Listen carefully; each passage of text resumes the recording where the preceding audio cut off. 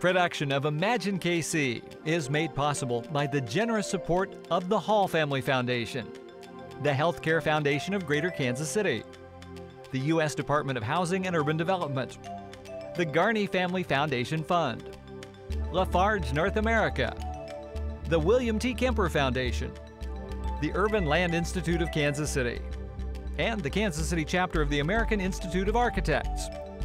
Imagine KC is a co-production of KCPT and the Mid-America Regional Council.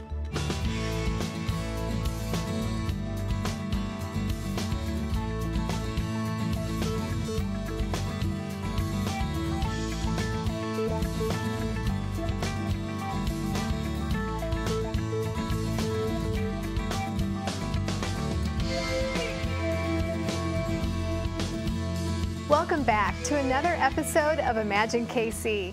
We've spent the last couple of years covering a slew of stories that help us envision a metro that is more vibrant, connected, and green.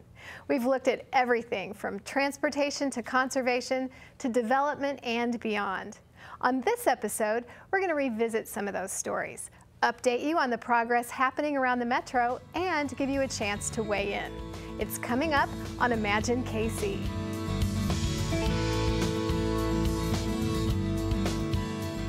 In this series, we've tried to shed light on some of the good things happening around the region. And it's our hope that by raising issues of policies and progress, our viewers will become more aware and more inclined to take action. If you're like most of us, you probably haven't attended a public meeting in your community in the last year. Well, the Mid-America Regional Council has developed an online town hall, Many Voices, One Region. It's a way for you to share your ideas and join the conversation. Log in or grab your smartphone, go to imaginekc.org and click on the Many Voices, One Region link. We have David Warm on hand to tell us a little more about this online town hall and how it will be used. Welcome back, David. Thank you, Sue. It's great to be here. So do tell me about this online town hall. Well, an online town hall is just what you might think of it. It's what happens in a town hall that we actually show up to. It's a place where we listen, we learn, and we share from one another, and to cooperatively we build a future for our communities. So describe the experience a little bit to me. All you have to do is go online and register. You just go online, you register, and you can dive deep and learn more about a particular topic. You can comment on somebody else's ideas, or you can express your own ideas about any number of topics that we've been exploring on Imagine KC. Over the last year, this has been such a fun process because we've not only explored big ideas and we've looked at specific projects and been able to showcase them that we're going to do today, but we've been able to engage people in new ways. And that's what the power of this partnership is with KCPT and using new medias, that we can bring people together in new ways that are relevant to the community we have today and actively engage people in shaping the future of their own communities. And we really hope people will take advantage of this opportunity. So explain to me a little bit, like, let's say I go on and I have this great idea and I submit it. Where does that information go? Well, at the same time we've been broadcasting Imagine KC and learning about what's going on in the community, there has been work underway in lots of corners of metropolitan Kansas City. Corridor plans or neighborhood groups associations or private developers proposing ideas. In each of these cases, we will take the information that comes from the general public and get it back to those planners, those investors, those decision makers. So it's not only an exchange of information and ideas and knowledge, it's also a way to directly influence decisions that are being made by various people across the region on everything from food policy to transit systems to environmental quality and all the ideas we've been exploring on Imagine KC. Thank you, David. It's great to have you here again. Thank you, Sue. Now let's begin by taking a look back at some of the progress we've made toward becoming a more green region. In 2011, Imagine KC featured a local business, Posty Cards, that had invested in becoming one of the first manufacturing companies in the country to reach LEED Platinum status.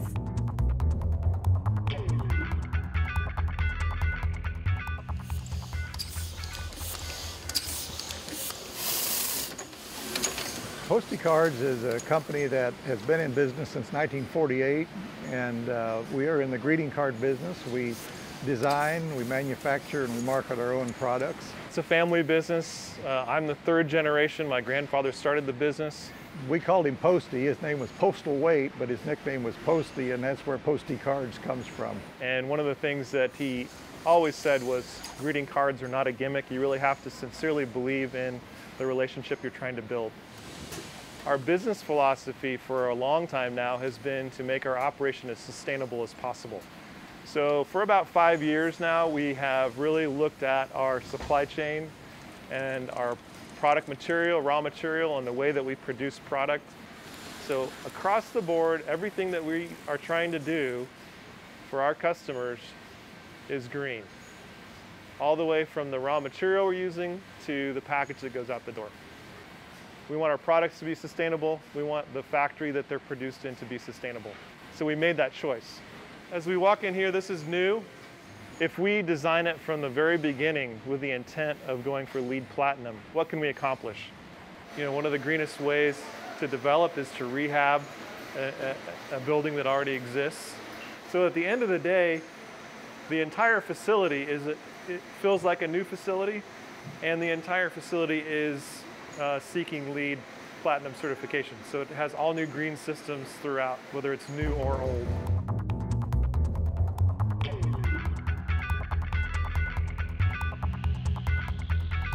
Posty Cards officially earned that recognition this year. And if you're wondering what it means to be LEED certified, Randy Mason took a tour with the sustainability coordinator from J.E. Dunn to get a better understanding of what goes into earning that designation. Basically, throughout the building, we've got several signs that describe some of the sustainable features that we did on the building. And there's a description, and then we talked about what LEED-specific credits were achieved by doing this. So this one talks about this being an urban site. It was a redeveloped site. It used to be an asphalt parking lot. We've already got public transportation. All the utilities were already in place, so we didn't have to bring all that in. It was already here. So you save some money on that and get to reuse an existing plot of land. And so then here we've listed the 3 credits that we were able to achieve because of developing on an urban site. If you're in a business for the long haul, you should build a building that's going to have good mechanical systems, good electrical and lighting systems, and be well constructed. These are requirements of our jobs to achieve these levels. Whatever our target is, that's what we're shooting for. And there's a lot of documentation that goes with it, but that's part of how you know you got the job done right. So now we're joined by Tom Jacobs, the Environmental Programs Director at MARC. Tom, what else are we seeing in this area? Well, it's interesting. There's been quite a lot of growth and increasing public acceptance of green building, of LEED buildings. We took a look. There's actually 59 LEED buildings in our metro area today. So I was surprised that the number was that high, but it's interesting. I think it reflects really a growing change in the marketplace and in the design community about the desire to live in healthier buildings and higher performing buildings, buildings that are more energy efficient and nicer to be in. At MARC, we've been working with a whole range of communities over the last number of years on energy efficiency related issues, and we worked with a consortium of 11 communities that took initiative to adopt new or more energy efficient building codes. And so on the policy side, that's something where we've really seen a lot of progress. Just this year, Kansas City, Missouri, Overland Park, Olathe, and Clay County have all adopted something that's called the 2012 International Energy Efficiency Codes. And by adopting those codes, new residential construction, new homes will be about 20% more efficient than they used to be. And so that's really a landmark change on the policy level here in our community. Are there policies that are influencing commercial buildings? Well, I think a lot of the effort on the commercial side is really driven by changes in the marketplace, by changing culture of design, increasing acceptance of green design practices, whether it's focused on energy efficiency or indoor air quality or waste minimization or water management. There's a growing appreciation of the need to build green. Mm-hmm. And one of the steps toward LEED certification includes land conservation and reducing stormwater runoff. This is also a big effort for developers and cities. We saw a great example of this in Lenex's Rain to Recreation program. Rain to Recreation has built a lot of projects for the community funded by a sales tax that the community approved, including Lake Lenexa. We've built wetlands, different trail projects, anything we can do to incorporate stormwater protection, flood control, and community recreation. I think the one thing that is really, really important about the design and planning of this park was that it all started with the watershed. Starting at the very beginning, looking at the natural resources and stream asset inventory, we kind of helped work with the city to find the best location for this regional stormwater facility, and then alongside the Rain to Recreation program, help program and figure out the park facility and the design behind that.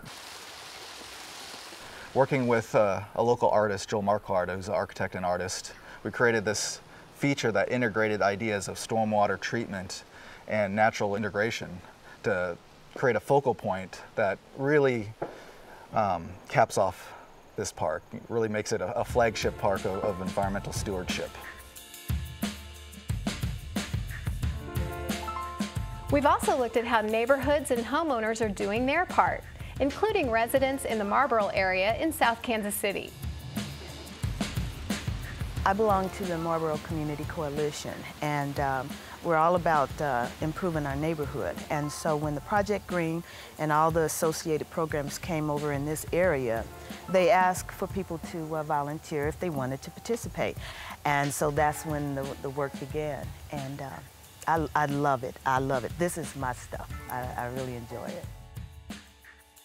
When you say rain garden, nobody quite gets what the concept is. What it is beautification of an area, the natural way, using the natural elements, which is going to be the water that feeds that. But in the bigger picture, it manages the water that runs off from this incline of my house and travels down the street, because the street has an incline. Once it gets down to the curb, fills in, pours into the gutters. By having this rain barrel, it's taken a lot to collect and keep that much less water from running down into the drain. The new curbing and sidewalks, the new pavement on there where it helps with the runoff and all of that, that's all part of it. And it manages that extreme push of all that water when we have the heavy downfalls of rain and things like that. So, Tom, are we seeing examples like this sprouting up? Absolutely. About 10 years ago, most of the local jurisdictions around Kansas City adopted a new set of engineering and planning guidelines to be using more progressive stormwater management practices. And so we see more rain gardens or bioretention cells or wetlands or different kinds of engineered or planned strategies to handle stormwater in a way that protects water quality and reduces the risk of flooding at the same time. So the Missouri Department of Conservation's Discovery Center at 47th and Troost has a great example where runoff from the parking lot goes right into a native landscape area which treats the water and cleans it and keeps it from running off straight into the creek. And there's examples like that all over town. It's interesting, I've observed over the last, the last 10 years or so, I just see more coneflowers in people's front yards. There's more black-eyed Susans, there's more sunflowers. People have a strong appreciation, a predilection for planting native plants, and it looks beautiful. And it turns out there's a lot of water quality benefits and air quality benefits and aesthetic benefits, wildlife habitat related benefits to these kinds of plantings. And so it's really becoming a lot more pervasive around the region, I think. One of the things that's been really interesting over the last 10 years or so is that most of the local jurisdictions have adopted stream protection ordinances. And so they've asked developers to back new developments away from creeks and streams. And what that's allowed us to do is to reduce the risk of flooding and protect water quality, but at the same time to create natural areas where there's opportunities to create lots of community benefits. A lot of these areas are included in a regional Metro Green Trail system.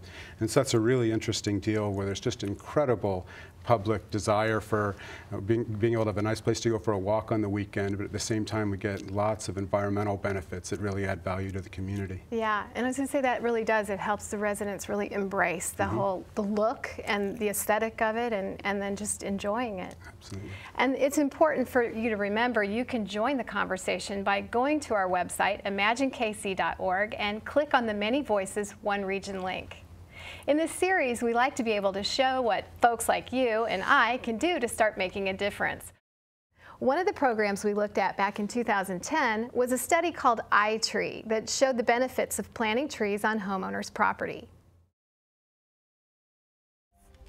I see little bits of dieback throughout the canopy. So one of the coolest things about this project that we're doing is we're looking at both public and private trees. If you think about it, they're actually the only appreciating asset that a community has. So there's been some science lately that's come out about 4 years ago that can document what actual tangible measurable benefits trees provide, and that's anywhere from CO2 uptake to stormwater mitigation, air quality, energy savings.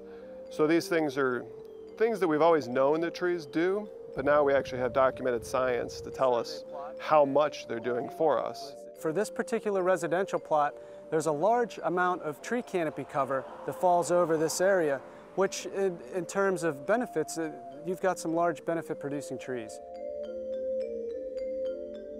So Tom, looking at the results, there's 250 million trees valued at billions of dollars. What's this mean for the Kansas City region? We did the study so that we could try and understand, well, what's the value of trees? And our study showed that these 250 million trees in our region provide $233 million of benefits each year in terms of how much they clean the air and how much energy they save and how much carbon they sequester. So it's really an incredible result that we found. And then we asked ourselves the question, well, how can we better take care of the trees in the region so that we can continue to receive these benefits and perhaps even enhance the level of benefits we receive? And so we found that if we were to increase the canopy coverage in our region by 10%, we'd get another $151 million in benefits each year in terms of cleaner air, in terms of energy conservation. So these are huge numbers, and so we think, well, how could we achieve that, right? If we're putting in new development, maybe we can look for ways to protect the trees that we have, or maybe there would be opportunities to help residents plant more trees, or maybe there's opportunities to, as we redevelop older areas, maybe we can convert parking lots into parks, as it were, to replant streamside areas in some of the Metro Green corridors that we mentioned earlier. We think that there's just huge opportunities to continue to replant and regreen our area through urban forestry and other green infrastructure kinds of practices. And are there programs in place that are targeting these things? Yeah, quite a number of various cities have programs where they try and take care of trees in their communities. Also, a local nonprofit called Bridging the Gap manages the Heartland Tree Alliance, which is an incredible program. There's literally hundreds or perhaps thousands of volunteers that educate the community about the benefits of trees, that go plant trees, that lead workshops on how to take care of trees. And so that organization is singularly focused on this issue and does just a fantastic job. They have a great Earth Day celebration, yes, too. Yes, they do. Do it every Absolutely. year. So again, we want to hear from you. What do you think would be most effective at protecting the environment? Is it tree planting or green buildings? So get online or grab your smartphone and join the online town hall at our website, imaginekc.org. And keeping with how we're becoming a more green region, we dedicated an entire episode to energy conservation initiatives like KCP&L's Smart Grid, Project Living Proof, and Wyandotte County's Energy Smart program, which included home energy audits. What we want to encourage people to do is a comprehensive audit. So we're looking at the entire house and people's lifestyles and things like that to kind of get a sense of how do they use the space and where the real opportunities are. And so the audit itself starts with a measure of the exterior of the home, defining the box, if you will. And then we will measure windows and doors to get a sense of how big are what we call holes in the walls. A person will go up in the attic and evaluate insulation levels. We'll try to assess and determine what insulation are in the wall cavities. And then we'll also look around in the basement or crawl space areas and evaluate those. And then we'll interview the homeowner. We'll take a look around to see if there's any obvious areas where there's moisture problems, condensation on windows. Maybe we have mold or mildew stains on the ceiling or a wall that might indicate there's a moisture problem there. So we're looking at health and safety concerns in addition to just energy efficiency. Some copper tubing coming from the water heater into the black pipe. This one leaks, going down to the furnace. This feeds the gas dryer. This T right here leaks. This elbow also leaks. This connection right here also leaks, going up to the gas stove. And then once we have the building pretty well defined, then we'll start actually using some of our more diagnostic tools. So, we have a blower door here. We'll use that to check for air leaks and air infiltration. So we're going to pull the house down to a negative pressure relative to outside. We might use an infrared camera to help in that process. And then we also want to look at lighting and appliances to make sure that the homeowner is at least aware that there are opportunities for additional savings if they upgrade their equipment down the road. So, Tom, I understand that the energy audit program in Wyandotte County has been suspended, but is there a way still for people to have energy audits? Oh, absolutely. It's, I think what we're really trying to do is to help the community understand the value of saving energy and using energy efficiently. And the first step is to have an assessment of your home or the building where you work. And so there's lots of people who have the ability to get that done. And in some parts of the community, there's incentives available and programs available to support your work. One notable example is the Energy Works KC program is a program led by Kansas City, Missouri, in partnership with MARC and with the Metropolitan Energy Center, where we receive funds from the Department of Energy. And the DOE's goal is to transform energy markets so that we can really create super energy efficient communities. And in Kansas City, our hope is to retrofit 2,000 buildings, 1,600 residential buildings and 400 commercial ones, and to create new models for how we create energy efficient buildings. And so it's been remarkable how much progress we've achieved. We're probably upwards of two-thirds the way toward that goal. We have lots of newly trained energy auditors and people who are trained in weatherizing homes and greening homes and buildings. And we've just had incredible support for this program, and it's just continuing to grow, which is really a wonderful thing. That's great news. That makes a real positive out of it. So the question we're asking our viewers tonight is, what would influence you to invest in energy-saving habits, products, or improvements? Would it be those incentives from your electric or gas company, or maybe you need help finding a qualified contractor? Or perhaps you'd just like to have a little more understanding of the benefits. Let us know at our website, imaginekc.org. When we began this series, the term food insecurity wasn't used quite as frequently as it is today. We took a look at some grassroots efforts aimed at addressing the lack of fresh produce for community residents, including the Ivanhoe neighborhood. And if you didn't know, you're in the Ivanhoe neighborhood. And I am here to welcome all of you to this demonstration garden. Ivanhoe is 464 blocks. And in those blocks, there's not one grocery store. The nearest grocery store we mapped out is about 1.2 miles away. This plot, which is at 37th and Woodland, very much an inner city plot. And what we're doing here is creating a demonstration garden.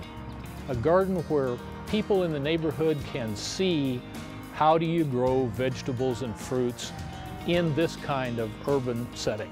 So the Ivanhoe Council will supply the fence and the water and the empty lot, and this was the lot that was chosen, and then also space for classrooms, because throughout the season we'll be providing classes for the neighbors. And Master Gardeners will supply the plants and the materials and the heavy lifting. What we're really looking for is getting highly adaptable and easily transferable information into the hands of people who need it most. And we know that right here in the middle of inner city Kansas City, we're in a food desert, and that's one of the things that we really see as a solution to this issue is having affordable, accessible food that's right here produced by the people who are going to be eating it. When we put this in, we had a resident walk by and said, "What are you going to do?" He said, "We're going to plant a garden." He says, "You can't plant a garden over there's nothing but rock." And I was like, "Look now." So that's the point of the demonstration garden, is to show the residents, yes, you can do this. It doesn't have to be a big plot. You can use a small corner in your backyard, but you can grow something here. A recent grant from the Healthcare Foundation of Greater Kansas City will ensure that the neighborhood grows more than just food. With this grant, we want to get our residents growing. We want to teach them what it means to grow and to sell their produce. They'll have a farm stand with a table, a calculator. We will give them lessons on best practices on how to sell. They will be able to sell right in front of their home. The money will go back to them. And we want to connect all those growers here in Ivanhoe. and we'll call it our Farm Stand Network. Then we will be able to brand our own stuff. We will be the only neighborhood that has its own brand. It's a huge area, but that's the one thing I think that will be able to bring everyone together and say, we are grown in Ivanhoe. We have our own brand. This is who we are, and this is what we do. Just the sense of pride is going to be amazing. This isn't the only neighborhood that's been using farmers markets and community gardens to fill a much-needed gap. Truman Medical Center's goal to increase public health spurred a similar approach.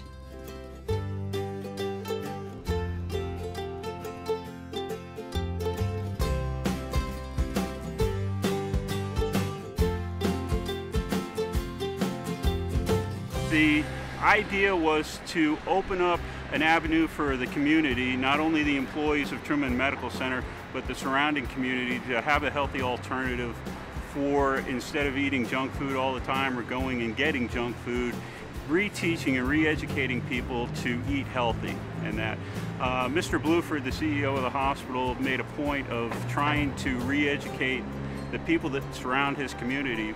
A bunch of vegetables, fruits and veggies. All good stuff? All good stuff, healthy. The nice thing about the farmers market mentality and what we do is that we're bringing local product in when it's available. So we'll have local product basically from May straight through the month of October and have that available. Anybody who's purchasing product on EBT can get a discount on product. Truman is involved in a program that gives them the ability to discount by 50% the price of the product. So again, gets product back in the customer's hands, people that don't necessarily have avenues to get fresh product, that they can get more product at a cheaper price that way. We're now joined by Marlene Nagel, Community Development Director. Marlene, let's get back to the Ivanhoe neighborhood.